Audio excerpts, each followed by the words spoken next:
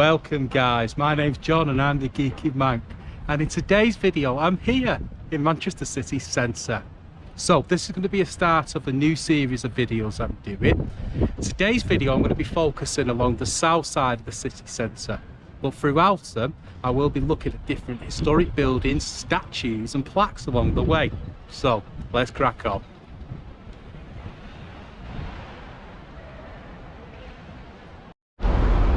Welcome to Fairfield Street, and this is where we're starting our walk today. Across the road is Manchester Piccadilly train station, which we will be visiting in a moment. But we're actually going to visit one place first. It's just over there.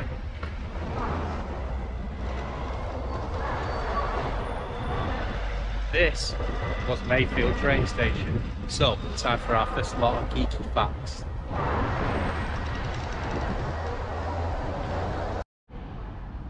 Manchester Mayfair is a former railway station. Opened in 1910, Mayfair was constructed as a 4-platform relief station for Manchester Piccadilly, then known as London Road Station. On the 22nd December 1940, Mayfair was hit by a bomb during the Manchester Blitz. It was closed to passengers on the 28th of August 1960.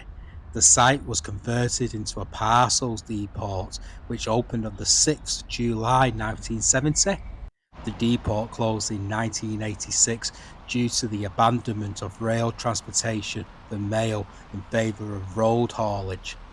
The building remained disused for many years, but in 2017 the doors once opened again. Since then it has hosted many events. Today, work is completed on Mayfield Gardens, bringing a new green space to Manchester.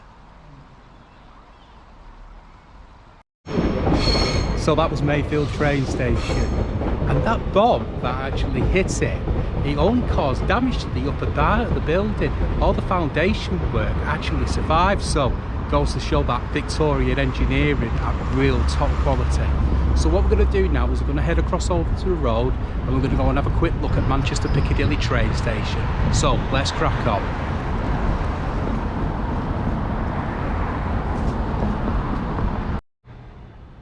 Manchester Piccadilly is the main train station in Manchester. It is the 10th busiest station in the UK.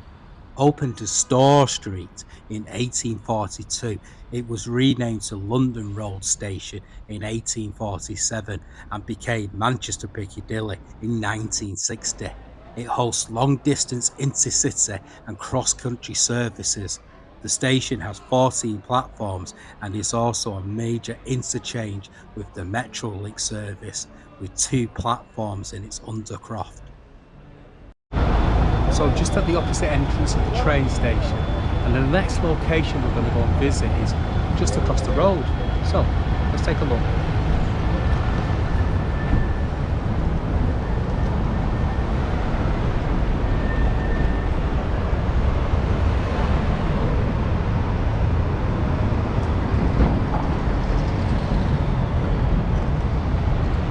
This is London Road Fire Station, or was anyway, and in all honesty this is probably my favourite building in the whole city. The stone masonry work is absolutely out of this world, and if you ever do get a chance to have a proper look at it, I really recommend to. So, time for some geeky facts.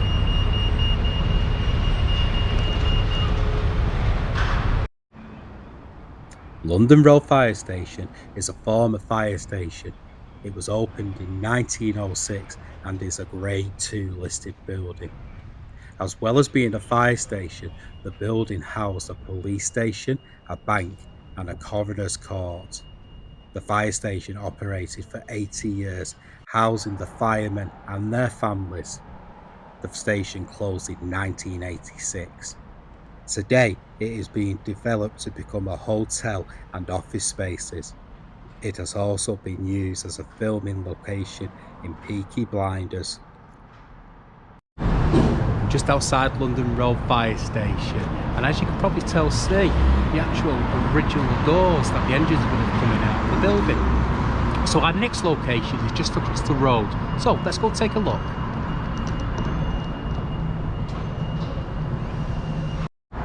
Welcome to Groby Row. And the next statue we're actually going to be having a look at is a bit of a nostalgia fest from my childhood. And it's just in front of us.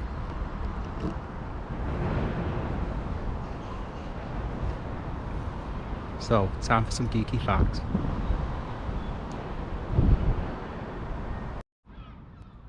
Vimto was created in 1908 in Manchester by John Noel Nicholas. He was a wholesaler of herbs, spices and medicines. He could see an opening for soft drinks market due to the passage of the 1908 Licensing Act. It was originally sold under the name Vim Tonic, but in 1912 shortened to Vimto. I'm just on the corner of Sackville Street and Whitworth Street, and we're about to go into Sackville Gardens. Now there's a statue in there of a gentleman I want to introduce you to.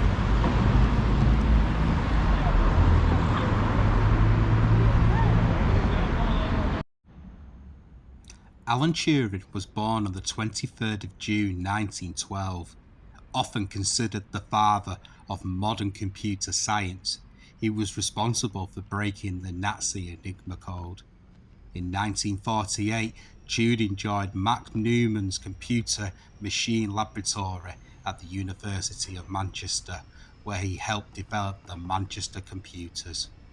In 1952, Turing was prosecuted for homosexual acts. He accepted hormone treatment as an alternative to prison. He died on the 7th of June 1954.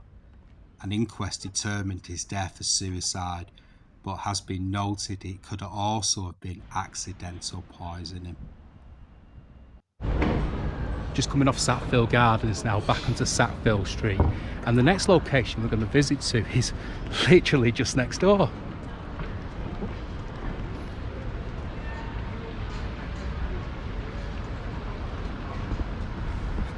Along here is the Rochdale Canal, and right next to it is Canal Street, so let's go and take a closer look.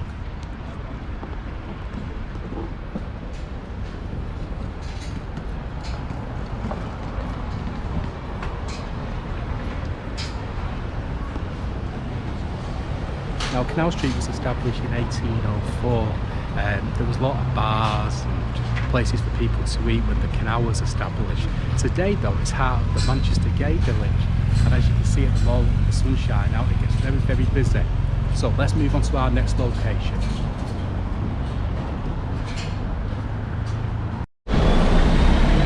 So I'm on Whitworth Street again, and I've got some few interesting facts about it. Now, it was established in 1899, and these grand looking buildings along the way were actually factories.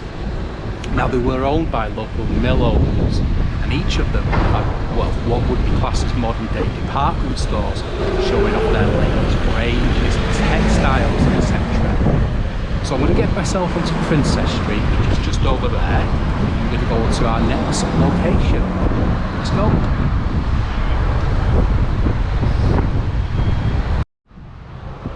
I'm on Princess Street, and we're just at the corner of Charles Street. And the reason I've come here is to visit this building just behind us.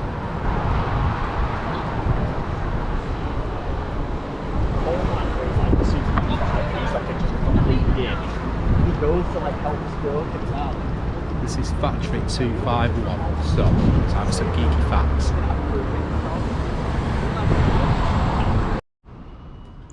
Fact 251 opened in September 1990 and was home to Factory Records. Founded in 1978 by Tony Wilson and Alan Turing, the label featured several important acts on its roster, including Joy Division, New Order, Happy Mondays and James. By 1992, the label was in serious financial trouble and the company declared bankruptcy in November 1992. Just come off Charles Street and now on Oxford Road. Now, just in front of us is our next location.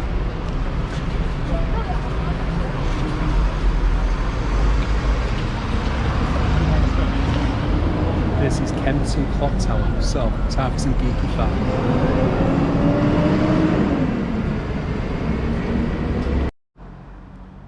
Kimpton Clock Tower is a Grade 2 listed building and was built between 1891 and 1895.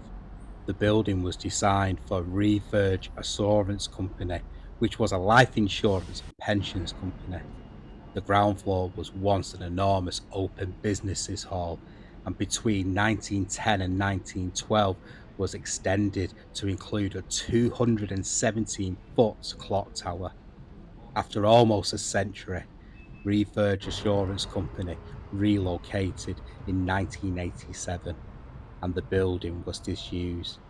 In 1996, it became a hotel called Palace Hotel and in February 2020 renamed to Kempton Clock Tower Hotel. Welcome to the Palace Theatre. Now, it was built in 1891 and is a Grade 2 listed building.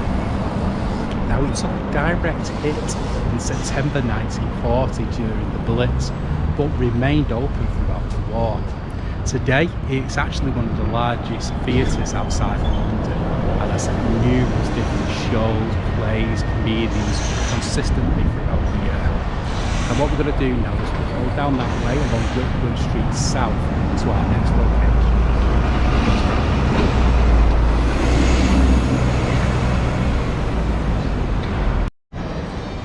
This is the Ritz. So it was built in 1927 and it was a dance hall. It's actually a Grade 2 listed building and today it's a massive live music venue here in Manchester. So let's continue on our adventure. I've just come onto Gloucester Street and the reason for it is there's an abandoned building just in front of us that I want to show you.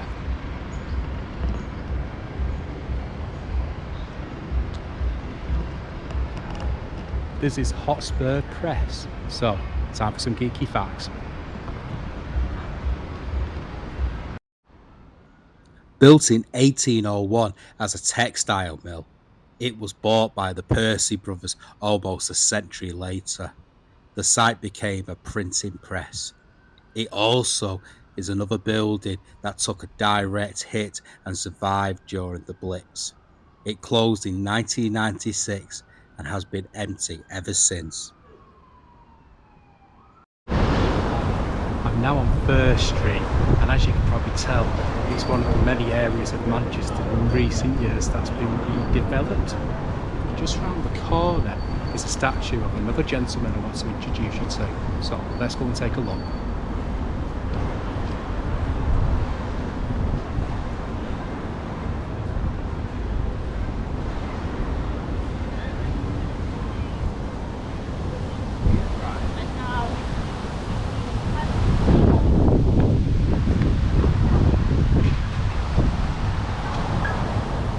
Here's Karl Marx, so time for some geeky facts.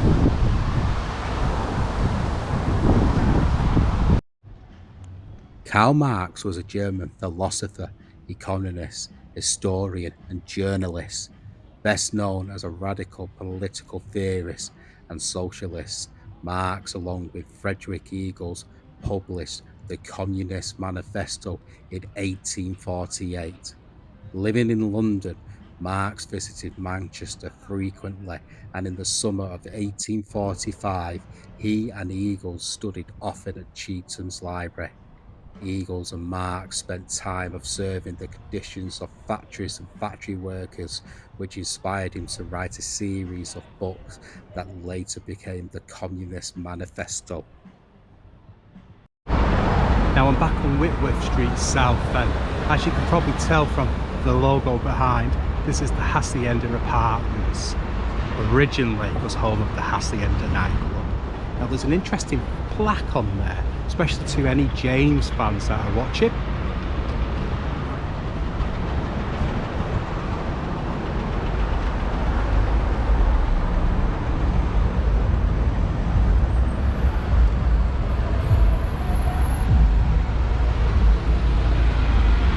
So it's time for our last lot of geeky facts.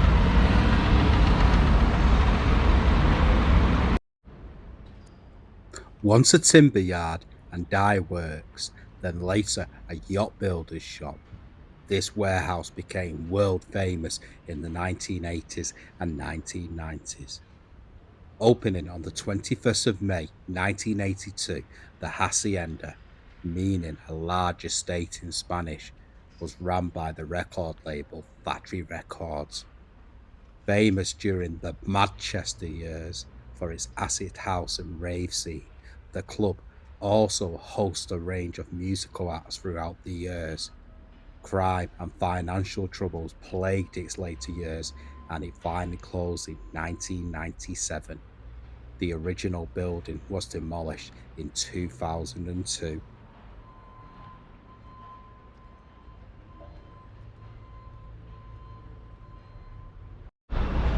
So this has been today's video. If you have enjoyed it, please remember to like, share and subscribe. In my next video, I'm going to be travelling along Deansgate, discovering the different historic statues, buildings and plaques along the way. So until next time, peace and love.